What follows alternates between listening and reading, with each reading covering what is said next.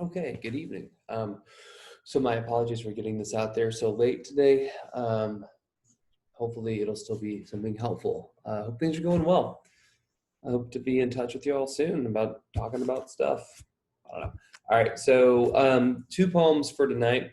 One by Richard Wilbur, Love Calls Us to the Things of This World, which is the poem we're going to be dealing with in this particular video. Happy to do a video on the other one as well. Just let me know. Make sure that that's something you would like to have. We'll have some response journal questions on the Rita Dove poem on Parsley. There's a villanelle in that one, so I'm hoping that that we can recognize that and do some work using the other video to help us understand this one. But we're going to look at today the poem by Richard Wilbur. And I'm going to set my timer real quick. At some point, stop just saying I'm going to do that and just do it at the beginning. So here we go. All right, cool. So it's one of my favorite poems from a long time ago that I've always really enjoyed. I think it's very smart. We're talking about form and structure and how that can help us understand how a poem can operate. And really, in this particular poem with Richard Wilbur, he's not really using anything specifically like rhyme in this way. He's using what we call blank verse. And blank verse is a way to think about the syllables and the way that accents fall on a line. So remember, we get a line here, right? And a syllable count basically means that we count the number of syllables that appear within an individual line. And if we do that, which is, I'm going to count to you now, so I'm sorry, but if it's the eyes open to a cry of police. So 10 syllables. Okay. So I want to know if that's a pattern, and it is. It's a pattern. So spoiler alert. I'm not going to count every line, but inspirited from sleep, the astounded soul. So that's 11. Hangs for a moment, bodiless and simple as false dawn outside the open window. The morning air is all awash with angels. So he's basically doing a 10 to 11 syllable count in this first stanza, and it's true for the rest of it as well. This is typically seen as like one line if we read it across in terms of counting the syllables, which, by the way, when we count the syllables, we call that meter. Meter is METER, is a way to think about how many syllables you allow on a line. So why do that? Why does that matter? So one way to kind of flex as a poet is to recognize that there's this mathematical way that isn't really mathematical, but kind of is, to work with language. So we have syllables that have, so each word has a certain amount of syllables that it has within it, such as like outside has 2 syllables, right? Outside, so 2 sounds that are separate, outside. Whereas of course dawn only has 1, and bodiless has 3, bodiless, right? And you know, so on and so forth. And you can arrange 10 of these sounds into a line, and you can call that line pentameter. By pentameter, it means 5 pentameter. And what this means, this is super specific stuff, but what this means is that every 2 syllables, all right, we think of as being a line. I'm sorry, as a metrical foot. So this is a metrical foot, and a metrical foot, F-O-O-T. I don't actually know the etymology of that word. I don't know why we call it feet and not something else. I'm sure it's Greek, but I don't know why I know that. The eyes, so the eyes is a foot, open is a foot, to a cry of police. So these are all we call metrical feet. Not super important that you know that, but it's just something that is true. And what you can do is you can try to control language. You can use 10 syllables, and you can try to order the way in which the accents occur in such a way that it's very much ordered. In other words, you can, and this is nothing, so I'm making this sound very complicated, but there are so many thousands of examples, tens of thousands, hundreds of thousands of examples where this is very intuitively understood. Our language has a natural rhythm to it. The way we order the sounds that we make creates a kind of rhythm. And if you order it in such a way that every other syllable receives a stress, then you're writing in what we call iambic feet. So every other syllable is louder than the one before it, right? Da-dun, da-dun, da-dun, da-dun, da-dun. There's some very famous examples of this. The most famous in literature for me for right now, right, is Hamlet's, right? To be or not to be, that is the question. Whether 'tis nobler to, wow, I've forgotten that entire thing. That's terrible. There's some metaphor in that I can't remember my Hamlet. Which is nobler in the mind to suffer the stings and arrows of outrageous fortune, or yeah, that's gross. Anyway, the idea is that it's very ordered. So it's not easy to do. If you try to take, you can say any combination of words in the world that you want, but the way that language works is that you can order them in such a way that it's you very much actively manipulating language to form within a metrical pattern.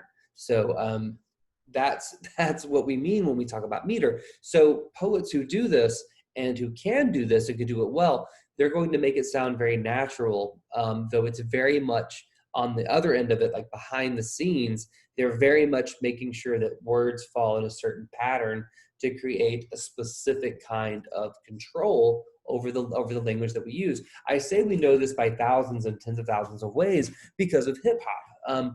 Hip hop is absolutely, especially like American hip hop, is especially driven through the iambic sound. And the only reference I remember for all these years is, this is very much dating me, it would be like Wu Tang. So if you know your Wu Tang at all, if you don't, you should.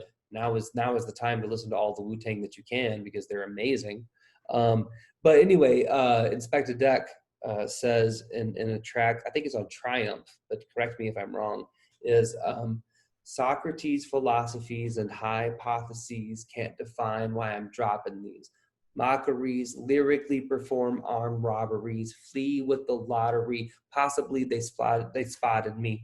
Dun dun dun dun dun dun dun dun. I don't know if you can hear that, right? Socrates hypotheses, dun dun dun dun. Socrates' philosophies and hypotheses can't define why. Dun dun dun. So this idea is that he's very much controlling the way that the next sound happens. Dun dun dun dun dun dun dun dun dun. And that is really iambic in that way. There's some great YouTube videos on Raekwon where they break down Raekwon's rhyme patterns and how he plays with the bars that he's given.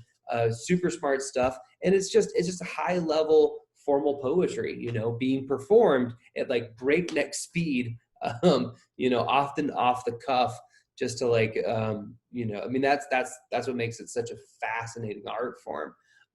So that's a long buildup to understanding that this is an old concept, right? That people have been doing this for literally like millennia. This has been occurring. So Wilbur's work is often very structured in that way. So he's very controlling of the space that he has. He's using language in a very specific way. And so control and specificity and making sure that things are ordered are very true to Richard Wilbur's world in the poems that he writes. And I know that from reading a lot of his work. So there's a value when we do research of looking into book reviews and interviews of the author, so that we begin to understand that he has a certain aesthetic approach, an approach to write poetry through. And for him, it's formal. So blank verse basically means what we call open form. And open form means, unlike closed form like a villanelle or a sonnet, open form means that you're following a very specific rule, but there's no guideline that says when you have to stop using that rule. So for him, he can write free verse for, however many lines he wants to. There's no set rule for that. Also, there's not going to be any rhymes, or no specific rhyme scheme, I should say. There may be some rhymes that appear, but it's not meant to rhyme. So it's just about the sound of the sentence and how it comes across. I don't know if any of that makes any kind of sense. If it doesn't make sense, that's okay right now. I guess the best thing to remember, right, is that form equals content. And when form equals content, when I have a very structured form with blank verse, but I also understand that it's very open-ended. He could write as much blank verse as he wants to, or as little as he wants to. He doesn't have to follow any other rule. It's suggesting a kind of freedom within a very controlled system. which is interesting, right? Because this is very much like the concepts that we deal with all the time, right? We have like this super amount of personal experiential reality that's like free, but we have to like confine it in most of the rules of society and all these other things, which sounds a little conspiracy theory all of a sudden, but that's where we're at, right? That's where we're at right now. So this is a weird transition into just reading the poem, which I'll end this video with, and then open the next one where we kind of look at a few stanzas and see what he does. So this is love calls us to the things of this world. The eyes open to a cry of pulleys, and spirited from sleep, the astounded soul hangs for a moment, bodiless and simple as false dawn. Outside the open window, the morning air is all awash with angels. Some are in bed sheets, some are in blouses, but truly there they are. Now they are rising together in calm swells of halcyon feeling, filling whatever they wear with the deep joy of their impersonal breathing. Now they are flying in place, conveying the terrible speed of their omnipresence, moving and staying like white water. And now all of a sudden they swoon down into so rapt a quiet that nobody seems to be there. The soul shrinks from all that it is about to remember, from the punctual rape of every blessed day, and cries, "Oh, let there be nothing on earth but laundry. Nothing but rosy hands and the rising steam and clear dances done in the sight of heaven." Yet as the sun acknowledges with a warm look the world's hunks and colors, the soul descends once more in bitter love to accept the waking body, saying now in a changed voice as the man yawns and rises, "Bring them down from their ruddy gallows. Let there be clean linen for the backs of thieves. Let lovers go fresh and sweet to be undone, and the heaviest nuns walk in a pure floating of dark habits, keeping their difficult balance."